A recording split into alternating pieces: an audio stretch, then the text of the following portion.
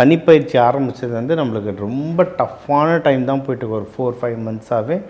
இவர் வந்து கொஞ்சம் ரிலாக்ஸ் பண்ணி விடுவார். இந்த 2 மாதத்தை நல்லா உபயோகப்படுத்திக்கோங்க. இப்போ 2ஆம் வீடு ஃபினான்ஸ், ரொம்ப கஷ்டத்தில் போனாலும் ஃபினான்ஸ் ஓரளவுக்கு நம்மளை கொஞ்சம் காப்பாற்றிட்டு வருதுன்னு தான் சொல்லலாம். நம்மளுடைய பெரிய பிரச்சனையே கம்யூனிகேஷன் தான். ஏன்னா 3ஆவது வீட்டையும் சனீஸ்வர பகவான் பார்க்குற நம்ம ஒன்று பேசுவோம், எதிரில் இருக்கவங்க வேறு ஒன்று அண்டர்ஸ்டாண்ட் பண்ணியிருப்பாங்க. ஸோ கம்யூனிகேஷன் தான் பெரும்பாலான பிரச்சனை. முடிஞ்ச அளவுக்கு பேச்சை குறைச்சிக்கோங்க. பேச்சை குறைக்க உங்களுடைய ப்ராப்ளம்கள் அதிகமாகவே சால்வ் ஆகும். சரிங்களா?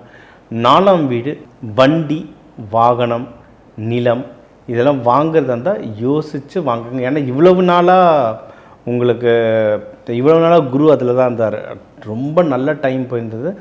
வாங்கணுன்னா இந்த ஒரு 4 மாதத்துக்குள்ளே நீங்கள் வாங்கியிருக்கலாம்.